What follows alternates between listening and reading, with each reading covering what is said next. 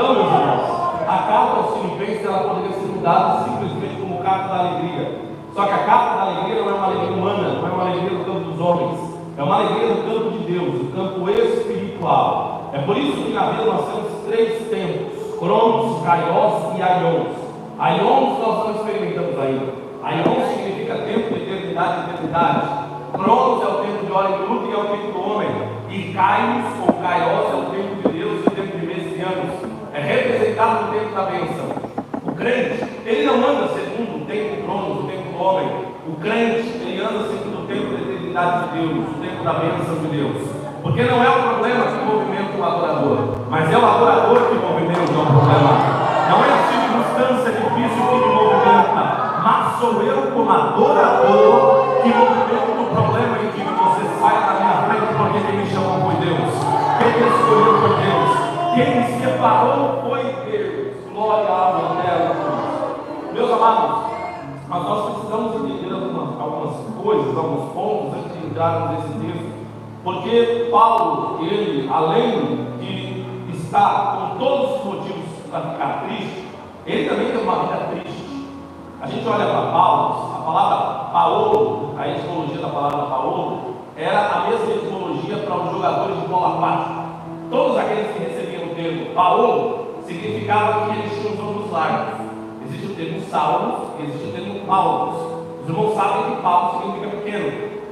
Só que, meus amados, é muito importante nós lembrarmos que os romanos, eles batizavam o nome dos seus filhos de Paulos, quando os seus filhos seriam levados a jogar bola aquática. Então, todo jogador de bola aquática, ele tinha um ombro bem largo, porque ele tinha que fazer um exercício na água. Quando Deus ele colocou o nome de Paulo, Deus não estava apenas direcionando a sua estatura baixa, no sentido espiritual. Embora você não saiba que existe uma problemática, se Deus trocou o nome ou não trocou, por favor, me permitam não entrar nessa polêmica. Mas quando Deus ele direcionou o termo Paulo, o termo Paulo ou Paulos, ele estava já dizendo para Paulo: sua vida será uma guerra, sua vida será uma batalha. É por isso que ele vai escrever: com Cristo nós somos mais do que? Nós somos mais do que? A expressão grega ali é os ombros egapesen, que significa antes da partida começar, nós já somos vencedores. Ele estava colocando uma ideia de competição, como se alguém fosse iniciar uma Olimpíada. Na época de Paulo já tinha Olimpíada. Era como se alguém fosse iniciar uma partida. Só que quando aquele que fosse iniciar a partida desse a largada com Cristo, aquele que estivesse com Cristo já seria vencedor antes da partida começar. Aleluia. Alguém se preparando para correr, alguém se preparando para ir e vencer aquela batalha e receber, batalha esportiva, batalha olímpica, batalha esportiva, para receber na bema, na tribuna, para receber no pódio uma medalha de ouro, uma medalha de prata com Cristo, e apenas com Cristo. Eu não precisava fazer aquele esforço que os outros faziam, porque estar com Cristo significava: eu vou vencer, eu vou vencer, eu vou vencer.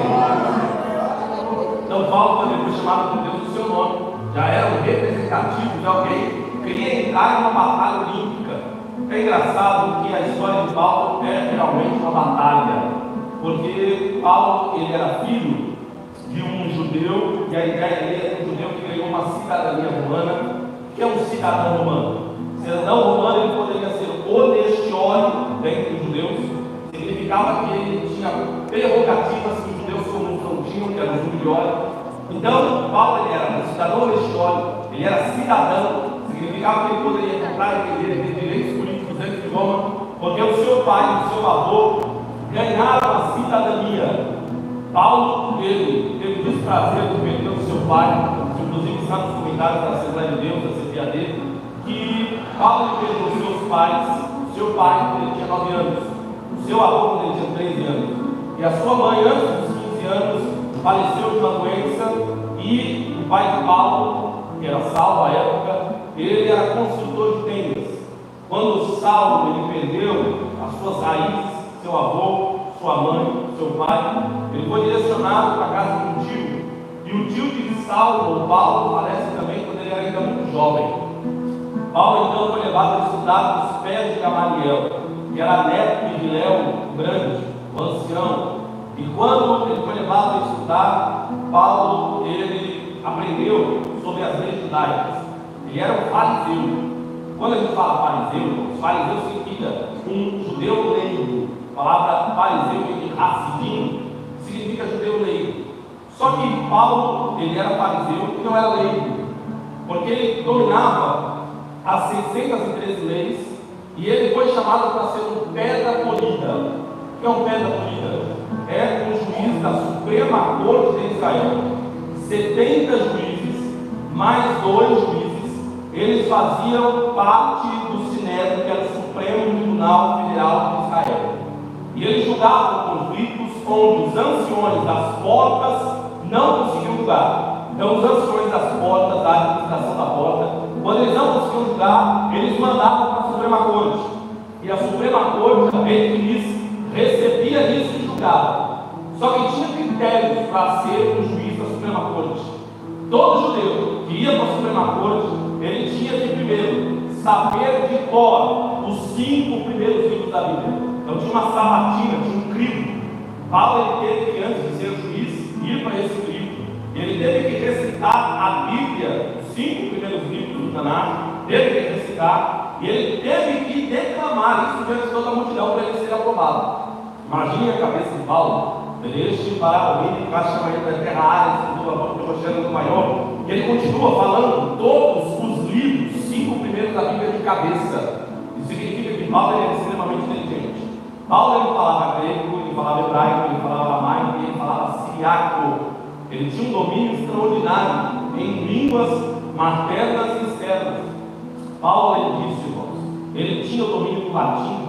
Paulo ele sabia descrever conforme os parâmetros das cortes da educação dentro de Roma. Isso era um privilégio pouquíssimo conhecido entre os judeus que eram dominados por Roma. Paulo ele disse, para fazer parte do Sinédrio havia uma lei judaica, e a lei judaica determinava que aquele que fosse fazer parte do Sinédrio tinha que ser casado e ter um filho varão. Era uma lei, e essa lei na história nunca foi substituída. Significa que a Bíblia não fala, mas a história dos judeus não pontua nenhum juiz da Suprema Corte que não tenha tido pelo menos um filho varão e não tenha tido pelo menos uma esposa. Significa então que quando Paulo conhece Jesus, talvez o espinho na carne de Paulo, o Caines entre Lopes, que era o espinho na carne de Paulo, no grego, talvez tenha sido o fato de perder a sua esposa e o seu filho varão, que não aceitaram que Paulo ele seguiu a seita do cristianismo na visão do judeu. Imagine Paulo, irmãos, perceber e perder para Deus a sua cadeira na Suprema Corte. Ele perdeu por Cristo a sua esposa, seu filho varão, que não foram mais citados, provavelmente não aceitaram aquilo que Paulo se tornou. Imagine perder um cargo na Suprema Corte, perder a família, perder o privilégio, o status de ser um pedra polida e perder também a narrativa de ser chamado de protegido de Gamaliel. Na época de Jesus só havia 2 escolas, a Beit Hillel e a Beit Shammai. A Beit Hillel, que era a mesma da época de Paulo, e a Beit Shammai foram as 2 universidades que os judeus conheciam, tanto na época de Jesus como na época de Paulo. E Paulo, ele teve o privilégio de estudar tanto, e aquilo que ele perseguiu, ele estava abraçando, e ele estava se afastando de tudo para seguir o caminho que ele ouviu. Imagina as aventuras de Paulo. Imagina que Paulo teve que abrir mão. Só que Paulo já teve uma infância difícil. Não teve o carinho de alguém, de uma mãe, de um pai, para cuidar. Não teve o carinho de um avô para cuidar. Ele não teve o abraço afetuoso de alguém, de sua ancestralidade para o cuidar. Quando ele assume uma posição alta, ele abre mão para seguir os preceitos da fé. E o pior, Cícero de Roma, que era um historiador, diz que Paulo não era bonito. Terrível. Cícero de Roma diz que Paulo ele era careca, e ser careca não significa ser feio, por favor. Só a primeira característica, só que ele era careca. Ele tinha um problema na coluna que fazia com que Paulo parecesse corcunda de Notre Dame. Ele andava assim. Paulo também tinha um problema porque ele tinha os olhos estrábicos. Ele tinha estrabismo. Então, os olhos de Paulo eles não eram muito focados. E Paulo ele tinha um problema nas pernas, ele tinha as pernas arqueadas. Então, quando ele andava um pouco assim pelo problema na coluna. Talvez tenha sido isso detalhes e blocos que ele tem falado. Imagina a beleza de Paulo. Não seria fácil contar com Paulo aí em algum lugar à noite. Talvez alguém ficaria com medo. Cícero de Roma fala, descreve perfeitamente Paulo como alguém que não tinha beleza. Paulo, ele não tinha beleza, perdeu família, perdeu cadeira no Supremo Tribunal Federal de Israel. Paulo, ele abriu mão de tudo aquilo que ele sonhava para seguir a Cristo. E nesse momento agora, Paulo, ele tinha perdido, na Epístola aos Filipenses, ele tinha acabado de perder, por sentença romana, a sua condição de ser cidadão e ser honestiori. Imagine, perder 2 títulos de honra. Quando Paulo perde tudo isso, ele foi colocado na prisão. E ali ele estava recebendo a sentença de morte. E depois dali ele ia ter um pouco mais de percurso. Inclusive ele escreve algumas epístolas finais. E ali ele vai receber a execução da sua sentença, que é a decapitação. Ele perde a cabeça.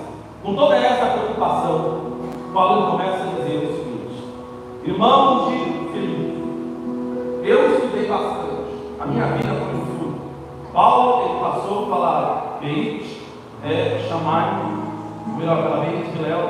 Só que quando pequeno, irmãos, ele passou pela Beit Sefer, casa do livro, ele estudou muito.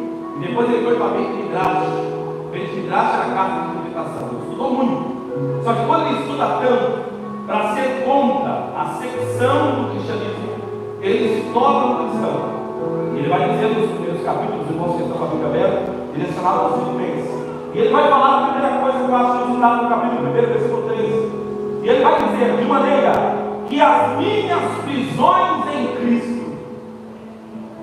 Eu já ouvi alguém dizer, eu acho equivocado, talvez por humildade, mas equivocado, alguém falar, eu sou livre, quem é livre, quem é livre, nós somos livres do pecado. Mas tem uma péssima notícia para você: eu não sou livre e você também é livre.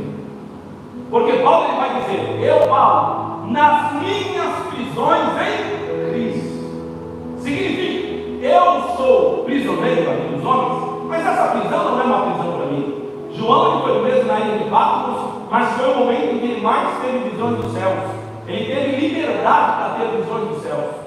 Prisão humana não significa prisão absoluta. Só que aqui ele vai dizer, eu sou prisioneiro de Cristo. Por quê? Porque estou nas doces prisões de amor.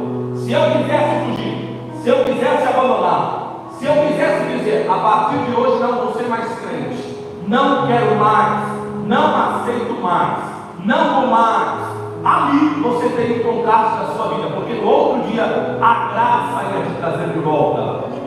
Meus amados, entendemos uma coisa muito importante: Deus, ele tem alguns escolhidos, e aquele que Deus escolhe não tem escolha. Isso é uma máxima de hoje, mas a gente precisa entender com base nesse texto, porque quando Deus ele falava com Paulo, ele estava dizendo, Paulo, você já está crucificado. E o que significa ser crucificado? Significa o seguinte, irmãos: se eu e você tentarmos olhar para trás, vai ter uma madeira.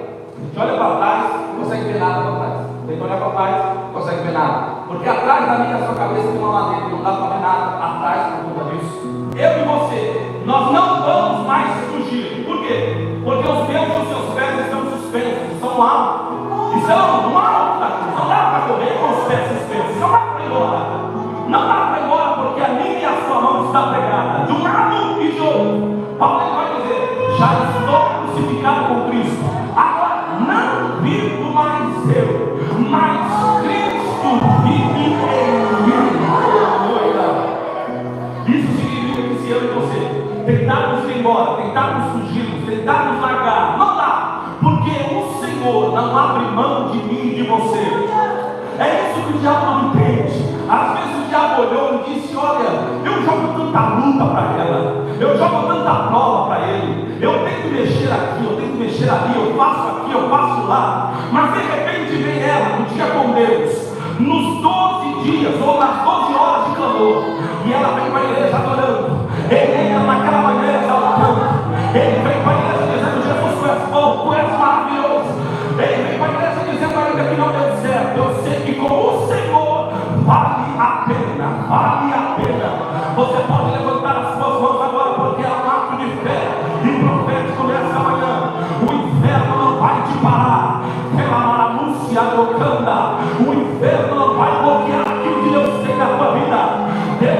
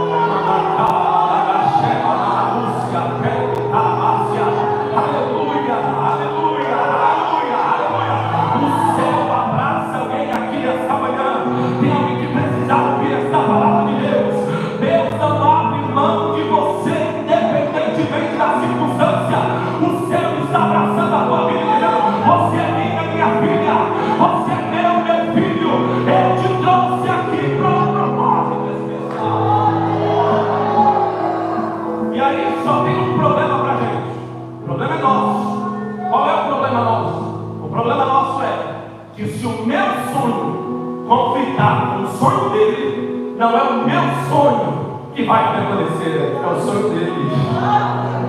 Se o meu projeto conflitar com o projeto dele, não é o meu projeto que vai permanecer, é o projeto dele.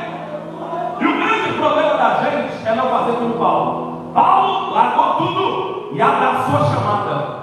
E às vezes, nós tendenciosamente queremos não abrir mão dos planos, mas tentar seguir a caminhada. Lembra do jovem rico? Chegou Jesus e falou: o que eu preciso para ter a vida eterna? Jesus falou para ele: vai, doa tudo que você tem e segue. Jesus, ele não era um anarquista, Jesus não era marxista, Jesus não era socialista extremista. Quando Jesus ele falou para aquilo, aquilo foi uma expressão idiomática, figurada. Jesus estava dizendo para ele onde é que estava o coração dele. Se ele tinha coragem de abrir mão de tudo para seguir a carreira da fé, ele simplesmente abaixou a cabeça e saiu. E pior, Judas também estava vindo. E Judas estava com Cristo para seguir os critérios com que Jesus tomasse o certo de Jerusalém, uma visão terrena. Então Jesus estava falando para duas pessoas no mesmo discurso. O meu sonho, se conflitar com o sonho dele, é o sonho dele que vai permanecer. Meus amados, entendamos algo extremamente importante na história de Paulo, e é por isso que ele direciona a carta à igreja de Filipos, ou Felipe. Porque Felipe, ele foi o pai de Alexandre o Grande, foi ele que fundou a cidade. E ele contratou Aristóteles. Imagine contratar Aristóteles para ser o professor do seu filho. Ele fundou a maior cidade. E ele nasceu já em berço de ouro. E a cidade era uma cidade extremamente fortificada, alavancada. Os irmãos lá eram irmãos agarrados em muitas coisas, em riquezas. E quando Paulo ele vai falar para aqueles homens, ele estava falando acerca exatamente do projeto de vida. Paulo tinha tudo para fracassar. Quando ele teve sucesso, ele abriu mão daquele sucesso para seguir a Cristo, independentemente daquilo que isso iria gerar. Ele estava gerando a morte. Meu sonho, se convidar com o sonho dele, é o sonho dele que vai acontecer. Eu vou falar para os irmãos breves palavras. Eu sempre fui compulsivo. Sempre. Minha vida foi sempre compulsiva. Por privilégio, eu nasci na igreja, cresci na igreja, espero subir na igreja. E eu sempre fui compulsivo. Se você pegar minha carteira de trabalho, não tem uma anotação de CLT. Eu tive o privilégio de trabalhar em empresa. Tinha pensado no curso para defensoria, passei, depois do Ministério Público, passei, depois para a polícia civil, o sonho de ser policial civil. É meu sonho de vida. Sonho que eu farei de graça, inclusive. Quando eu fui, passei naquele curso, naquele tempo. A minha vida foi realizada ali. Só que quando eu recebi a nomeação na época de Geraldo Lago, eu recebi de 2 policiais em caráter de urgência. Recebi a ligação da diretoria organizacional, consertando os cursos. Quando eu recebi a ligação da delegacia geral, eu fiquei, nossa, irmãos, aquilo lá foi a minha realização de vida. Era o meu sonho. Só que quando eu recebi, entrei na Cadebol, eu já na época já tinha o meu escritório, eu tinha passado na primeira fase da OAB, já estava quase advogando. E aí, quando eu estava naquela situação, eu pensei, aqui na polícia eu vou ficar, não quero nem mais ser advogado. Advogado para quê? Eu vou ficar aqui nessa função mesmo, que é a função que eu farei de graça. E aí, irmãos, fui ficando feliz, só que eu não tinha mais tempo de pregar. Não tinha mais tempo. Na época eu estava cursando mestrado em teologia. Eu não tinha mais tempo nem de estudar mais teologia. Sabe quando a gente vai levando, vai empurrando? E foi levando. E um dia eu estava na minha seccional e Deus falou comigo: vou te arrancar daqui. Vou te colocar na minha dependência. Eu falei: Deus, eu ouço, conheço a tua voz, mas eu não vou abrir mão da polícia civil jamais. Aqui é o meu lugar. Guardei aquilo, falei, inclusive vou abandonar o escritório, vou abandonar, vou ficar na polícia. Esse é o meu sonho. Eu tinha acabado de receber um amigo que era do DEIC, e eu ia sair da minha seccional para ir para o DEIC. E o meu sonho era ser policial do DEIC. Eu já estava indo, fui lá, conversei com o delegado seccional. E o delegado seccional falou: olha, pode vir. Só que como a Polícia Civil também tem critérios para alguns graus da polícia, então tinha que ter uma classe acima para poder ir para o DEIC. Mas mesmo assim, o delegado me chamou. Eu falei: então eu vou, estou feliz. Imagina o policial que não tem nem classe. Acabei de chegar na polícia, mas já estava subindo de grau, então eu vou com todo carinho. E fui, irmãos. E quando eu cheguei lá, de novo, comecinho, primeiro dia, Deus falou comigo: vou te arrancar daqui, porque não é esse lugar que eu tenho para você. No primeiro dia que eu cheguei, irmãos, eu senti um peso espiritual tão grande, irmãos. Parecia que tinha alguém morto debaixo da minha mesa na delegacia. Eu achava engraçado isso, porque eu não ia à noite, eu ainda não fazia plantão, estava no começo, eu ia só de manhã, no dia, e eu falava: não, mas que peso espiritual é esse? Eu não sei, mas eu vou continuar aqui. Irmãos, a terceira vez Deus falou comigo, quando Deus falou comigo que ia me arrancar da polícia. Passou pouco tempo, um dos meus sócios falou comigo, uma conversa informal no escritório, falou: olha, você vai ter que escolher ou a polícia ou o escritório. Só que bem naquela semana eu tinha ganhado uma causa milionária. Então eu falei: eu vou ficar na polícia, ganhando esse valor, eu vou ir para a causa milionária, eu vou ser advogado. Esqueci daquilo que Deus tinha falado comigo. Eu falei: eu vou, pode me esperar, porque eu vou pedir exoneração e vou continuar advogando. Irmãos, eu fui, apresentei minha exoneração. O meu delegado supervisor falou: mas tem certeza? Você acabou de entrar, é o seu sonho, você já começou com isso, é o seu projeto. O doutor Vanderlei falou para mim: é o seu projeto de vida, você vai largar. Eu falei: vou largar, doutor. Meu sócio me colocou contra a parede, ele disse: ou eu fico na polícia, ou eu fico no escritório. Eu não dá, vou negociar, mas com esse lado eu quero muito melhor. Estou muito bem. Irmãos, quando eu fiz isso, eu entreguei o meu papel de exoneração. Quando estava voltando, saiu o meu resultado da segunda fase do exame de OAB. Reprovado. Como agora reprovado? Na primeira fase, era 80 questões, na primeira fase eu tinha acertado 72. Tinha quase gabaritado a prova do OAB. Eu falei: eu tenho certeza que fui muito bem nessa prova, impossível, eu tirei mais de 9. Olhei o gabarito, reprovado. Recorri, contratei um colega, advogado do Rio Grande do Sul, ele fez o recurso, a gente pontuou, irmãos, a minha nota de 5,75 ia majorar para 9,25, certeza, estava lá. Saiu o resultado do recurso, reprovado. Quando esse meu sócio, ele foi lá, entrou no sistema de que eu fui reprovado, ele falou: olha, Kelvin, eu não aceito você aqui com a gente, você pode tirar os seus móveis aqui, porque você não é advogado. Eu falei: é advogado, então você pode tirar os seus móveis e você pode ir embora. E aí, quando ele falou isso, imagina, você acabou de pedir exoneração da polícia, não podia mais voltar. E eu estava perdendo o escritório, ele falou: os seus clientes são meus. Então, como você não tem uma mesa, é meu. Pode esquecer e tal. Irmão, e o pior, na mesma época eu tive a honra de ministrar a aula do nosso professor Valmir, do Betel, e a diretora da faculdade ficou para mim e falou: nós estamos passando uma fase difícil, e eu não posso te pagar. No mês, eu estava recebendo muito bem, estava recebendo da polícia, estava recebendo do escritório, estava recebendo da faculdade. No mesmo mês, no começo do outro mês, eu estava totalmente sem dinheiro. Perdi o carro do horário, perdi os honorários que eu ia receber, perdi o escritório, perdi a polícia e perdi as aulas que eu estava dando na faculdade. Quando isso aconteceu, irmãos, a minha esposa me chamou, nós não tínhamos filhos. A minha esposa me chamou e falou: olha, você toma um café comigo, especial. Vai vir a sua família também e tal. Nós vamos estar aqui. E é o seguinte: nesse café eu tenho uma surpresa para você. Meu sonho é ser pai de uma menina. Só que eu, irmãos, com toda humildade, eu sempre falei para Deus: Deus, eu nunca quero ter dependência assim das coisas públicas. Eu quero sempre trabalhar no meu suor, nas minhas coisas. Eu quero receber o meu dinheiro. Eu quero estar comendo com os meus filhos. Eu quero ir para a escola para ajudar com os meus filhos. Eu quero fazer isso, eu quero fazer isso. Senhor, não me permita nunca ir para isso. E aí, irmão, eu tinha estudado cenário, tá? Eu tinha feito mecânica de utilidade no cenário, elétrica industrial, não sabia trocar uma lâmpada, mas eu tinha certificado. Se precisasse, eu ia conseguir. E aí, de repente, irmão, a minha esposa foi e falou: olha, eu tenho uma surpresa para você. E ela estava feliz, porque naquela semana eu dei uma volta com ela e falei: vida, você pode escolher a casa que você quiser. Mas eu fui para a gente estava morando fundo da casa dos meus pais ainda, a gente já tinha reformado lá, e eu falei: olha, você pode escolher a casa que você quiser. Ela deu a volta, escolheu uma casa de 3 andares, a coisa mais linda do mundo. Eu quero essa. Então é essa que nós vamos comprar. E ela não sabia que eu tinha, eu só sabia que eu tinha saído da polícia, mas ela não sabia que eu tinha saído do escritório, expulso do escritório. Escondi os meus móveis, eu não sabia ainda. E não sabia que eu não ia mais ganhar das aulas.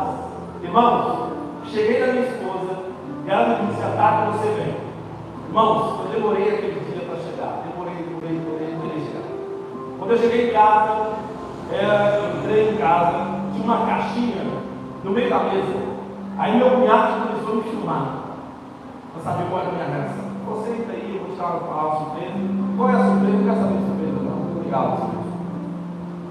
Ela olhou para mim e falou: nós estamos grávidos. Eu estou esperando uma filha. Ela falou para mim direto, ela nem sabia se era filha, mas tinha um sapatinho de menina. E realmente ia lá, a minha primeira filha. E aí, quando eu abri a caixinha, a primeira coisa que veio na minha mente, eu falei: o que eu vou fazer da minha vida? Irmãos, eu não tinha mais convênio, não tinha mais convênio da polícia, não tinha mais dinheiro para pagar o convênio, não tinha nada. Eu falei: Deus, como é que eu vou gerir agora as coisas? Irmãos, naquele mês eu tinha uma pequena reserva, mas eu sabia que outro mês, talvez se eu não conseguisse emprego, não conseguisse alguma coisa, eu precisasse dessa base. Então, irmãos, lá que eu veio com o olho, eu falei: como é que eu vou falar para minha esposa que agora eu não tenho mais nada?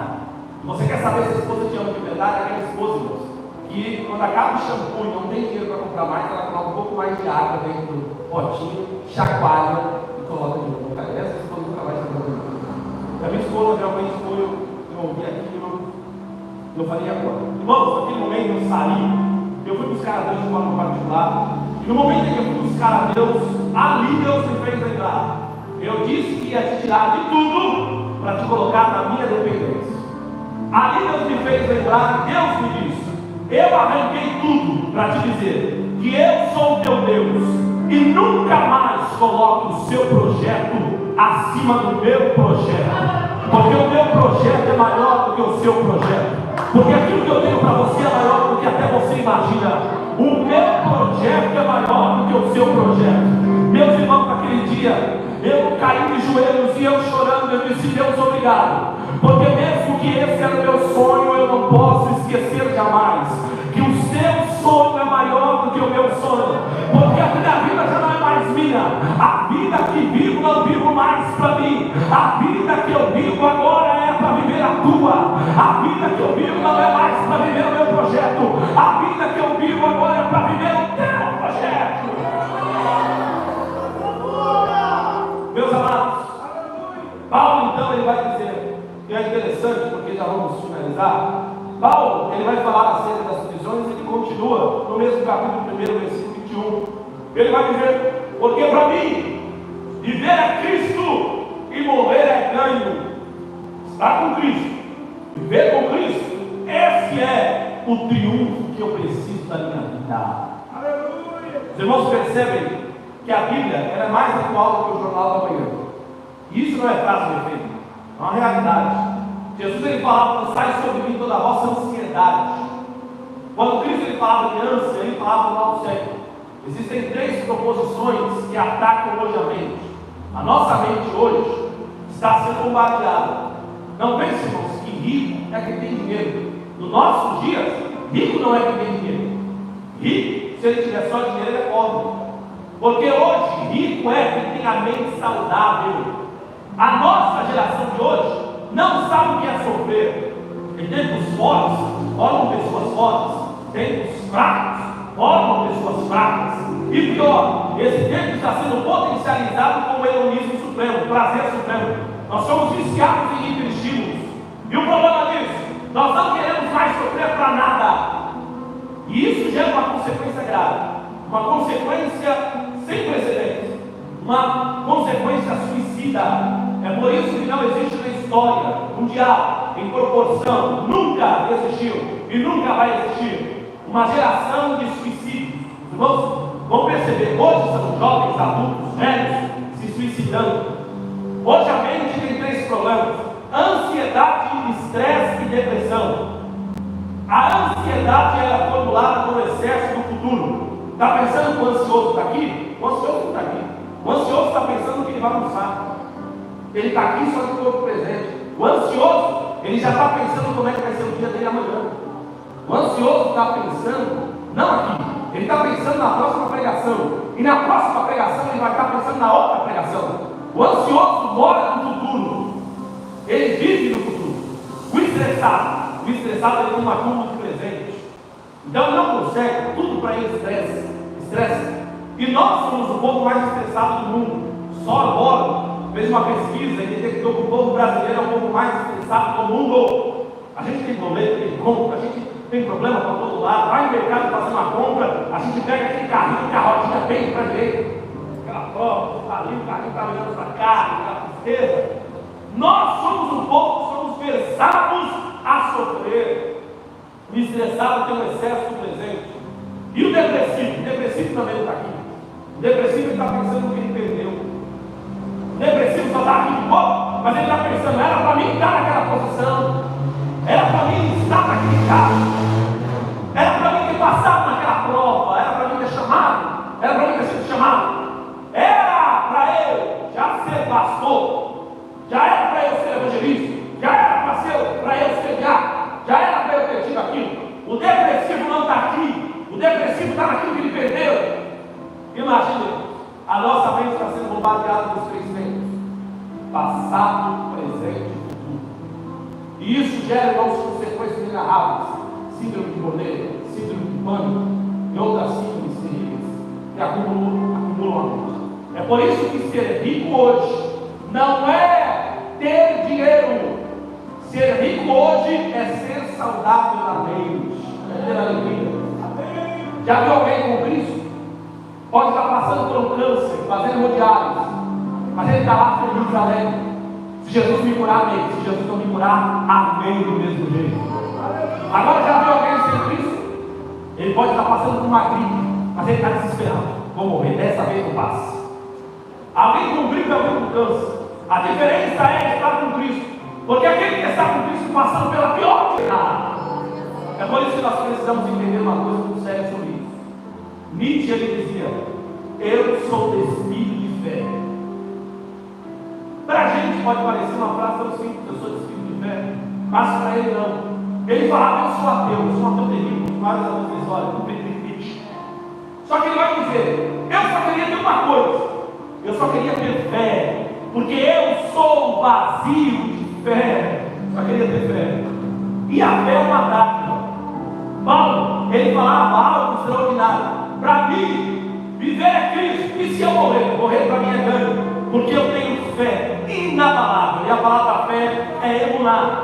E a palavra fé em grego é egeneton. Egeneton no meio da junção de duas palavras: lançar e edificar. Toda vez que eu digo eu tenho fé, eu estou dizendo, eu estou pegando e comprando um campo aberto que não tem nada. Imagina alguém que compra um terreno, sabe aquele terreno todo cheio de morro, cheio de coisa. A pessoa compra aquele terreno e fala: eu vou aplanar esse terreno, eu vou construir um grande prédio nesse terreno. Mas você não tem dinheiro, não importa, eu vou comprar um terreno, eu vou construir uma grande casa nesse terreno. Isso é fé. Fé é lançar e edificar. Toda vez que eu tenho fé, eu tenho certeza que Paulo ele tinha a mesma certeza, que mesmo que a circunstância diga que não, que mesmo que a vida diga que não, que mesmo que as propriedades humanas digam que não, com Cristo eu sei que eu vou lançar e eu vou edificar. Eu vou lançar e crescer. Quantos podem adorar o Senhor? Esse último texto, porque não vai dar tempo da gente continuar. Finalizo agora. Paulo ele fala algo extraordinário nesse epístola aos Filipenses, dentre outras coisas. No versículo 19, ele vai falar que meu Deus, segundo as suas riquezas, suprirá todas as vossas necessidades em glória. Aleluia. Quando Paulo ele falava sobre isso, é inusitado, porque Paulo não precisava de riquezas. Paulo estava falando com um povo rico. Só que Paulo aqui ele estava falando de uma forma interessante, porque ele estava dizendo para eles: a riqueza que vocês precisam está em Cristo, e Ele vai suprir todas essas riquezas vossas em glória. O que eu queria dizer? Se vocês permanecerem com Cristo, vocês terão tudo aquilo que vocês precisam nele, e isso será suprido por Ele em glória. Existem três glórias na Bíblia: a glória é Kavod, a glória é Shekhinah e a glória é Galgal. A glória é Shekhinah é a glória da intimidade, a glória que o marido tem com a esposa, é a glória do amor que vai além do próprio amor humano, entre o amor histórico, sabe? É um amor extraordinário, e esse amor é manifesto no Shekhinah, que erroneamente alguém diz Shekinah, pronúncia hebraica, inclusive bem derivado do ponto hebraico, Shekhinah, a glória da intimidade. Depois tinha a glória Galgal. A glória Galgal, citada por Ezequiel, é a glória que envolve, é aquela glória inusitada, que serve como um tubo de proteção. E a terceira glória era a glória capote, que é a expressão de glória. É uma espécie de glória visível. Era quando a glória, ela seguia o povo, e quando seguia o povo, essa glória, ela trazia uma visibilidade. O povo de Israel poderia contemplar uma proteção que envolvia todo o arraial. Quando o povo ele falava, o vosso Deus suprirá todas as suas necessidades em glória, segundo as suas riquezas, eles estavam falando, vocês terão um privilégio único, vocês experimentarão da glória da intimidade com Ele. Uma glória que o mundo não tem, o mundo gostaria de ter. Muita gente daria ouro para estar sentado onde eu e vocês estamos sentados hoje. Muito africano caminha e corre 14 a 40 quilômetros por dia, ou passando dias correndo para chegar em um culto para adorar a Deus. Eu e você temos um privilégio, um setor inteiro. Na época da pandemia, mais de 800 pessoas morreram sem ar, porque a área inteira ficou sem o oxigênio. O que eles mais queriam era o que eu e você temos agora, o ar para dizer Jesus prestou. Muita gente queria estar no mesmo teu lugar nesta manhã para agradecer, mas está sepultando alguém, está sendo ganhado agora. Eu e você temos o privilégio de experimentar a glória da intimidade, a glória da intimidade, a glória da intimidade. Eu e você temos o privilégio de ser abraçados pela glória da proteção, a glória galgal, sermos abraçados por uma glória onde o inimigo não pode penetrar. Essa glória que protege a mim e a você. Sabe por que o meu e o teu casamento não foi por água abaixo? Porque Deus protege a minha e a tua vida, a minha e a tua casa. Sabe por que alguém na minha e na tua família não desceu à sepultura? Porque o Senhor protege a minha e a tua família. Isso é glória que envolve. Por último, aqueles que confiam em Deus experimentarão da glória capote. Eles verão a glória de Deus. Eu entrego o microfone agora. Eu vou dizer algo para os irmãos, como eu disse, que isso materializa uma das ideias paulianas dentro da Epístola aos Filipenses. O diabo, a Bíblia fala em Ezequiel 28:11, Isaías 14:14. E o diabo ele vai utilizar uma expressão figurada, e ele vai dizer: subirei e colocarei o meu trono acima do trono de Deus nas estrelas. Ele sabe que ele é criatura e Deus é criador.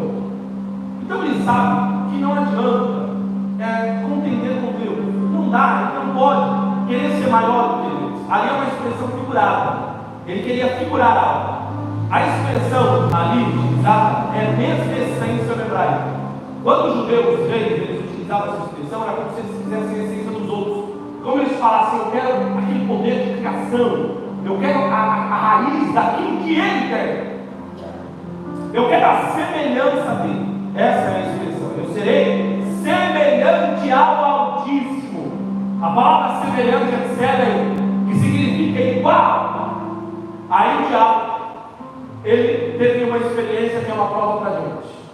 Ele subiu, olha a ideia, ele dizia: eu subirei, colocarei meu trono acima do trono de Deus nas estrelas. O diabo ele não entende algumas coisas, e é por isso que alguém vai dizer: por que o diabo tem tanta raiva de mim? Você já percebeu? Eu não tenho nada do diabo. Eu quero que o diabo continue no inferno. Mas por que o diabo tem ódio, está tentando ódio de você? E algumas pessoas ele tem tanta sede do sangue. Porque o diabo ele vai dizer: eu quero ser semelhante ao Altíssimo. Quando ele vai subir, a Bíblia fala que Deus joga o vento do terror e cai. Quando ele cai, alguém disse que ele caiu no povo do México, a terra é um estado de caos. Deus vem e ele vai criar o terror. A Bíblia diz, não apenas porque está em Ezequiel 28:11, nem em Isaías 14:14. A Bíblia diz nos primeiros capítulos de Gênesis, principalmente capítulo 6, façamos o homem conforme a nossa imagem e imagina o diabo ouvindo isso. O diabo olhou e falou: eu queria semelhança. Recebendo o que devo ter. Eu queria a semelhança dele. Eu queria isso. Só que ele me criou com 9 pedras preciosas. E eu caí. E eu perdi isso. E vem Deus e cria um boneco de barro. Ele desceu de um átomo não criou o átomo, criou uma partícula, depois da partícula criou um grão, e do grão o salmista diz que ele entristeceu, é como se fosse alguém que estivesse costurando. Deus costurou Adão, ele não só formou, ele costurou. Quando Deus ele fez isso com Adão, é algo maravilhoso, porque ele vai dizer: façamos o homem conforme a nossa imagem e semelhança. Aí o diabo fica doido. Aí o diabo falou: como é que pode? Ele levanta um boneco de barro e ele dá semelhança para esse boneco. Eu vou perseguir esse boneco. Adão ele peca. A Bíblia fala que a imagem e a semelhança em Deus do homem foi perdida em vários tempos. O diabo ele triunfou sobre isso. Começou a acontecer morte, a terra começou a produzir espinhos. Passou isso. A Bíblia lá continua dizendo algo que nos chama muita atenção. A Bíblia diz que o homem, quando perdeu a imagem e a semelhança, basta e chegamos no Novo Testamento. O anjo Gabriel desceu e foi falar com Maria: graciosa sois tu entre as mulheres. Aleluia. Porque darás a luz. Aí ela falou: não dará. Eu sou Alma. Alma é uma expressão que significa mulher que não conhece homem. Sou Alma, sou virgem. Ele olhou para ela e falou: e daí? A sombra do onipotente descerá sobre ti e te envolverá. A palavra semelhança em hebraico é tsel. Irmão, se eu fizer assim, a minha sombra vai fazer exatamente o que eu fizer. Isso é um fato. A sombra não vai fazer aquilo que eu não fizer. Por isso que semelhança e sombra no hebraico é a mesma palavra, tsel. Quando o diabo ele viu que Deus criou o homem a sua imagem e semelhança, ele introduziu e fez o homem cair em pecado. O homem cai em pecado. E aí o diabo triunfa sobre os profetas, sobre os homens, sobre os reis. Só que o anjo Gabriel, quando olhou para Maria, ele falou: a semelhança por Jesus vai voltar. Por quê? Porque a semelhança do onipotente descerá sobre ti. Amém? Pode glorificar a Deus por isso. A semelhança do onipotente descerá sobre ti e te envolverá. Aí o diabo ele não entende o porquê eu e você não paramos. Eu e você não paramos porque tem semelhança de Deus em mim, em você. Tem semelhança restaurada por Jesus em mim, em você. O diabo, irmãos, ele desceu de lá para nunca mais voltar. Eu e você subiremos para lá para nunca mais descer de lá. O diabo, irmãos, ele recebeu vários instrumentos musicais. Há quem diga que ele era uma orquestra sinfônica. A palavra querubim ungido era também direcionada aos maestros. A Bíblia não fala aqui Satanás, Lúcifer, Semiasa, Contra, seja qual for o nome que considera o diabo, e Horóscopo, seja qual for. A Bíblia não fala que o diabo é regente. Mas a expressão querubim ungido era a mesma expressão dada aos regentes, que eram os regentes salmistas lá. Então, nós entendemos que ele também era regente, por uma inferência, uma conclusão.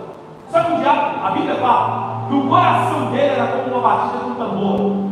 Quando ele andava, o seu coração adorava a Deus na batida. E a Bíblia fala vários outros instrumentos musicais. Aí o diabo, ele perdeu isso, tecnicamente, a propriedade da adoração. Aí vem Deus e o homem. Deus entregou apenas um instrumento musical ao homem, com 10 cordas. E o diabo fica doido com isso. São as nossas palmas. Aplaudam o Senhor. Deus nos abençoe.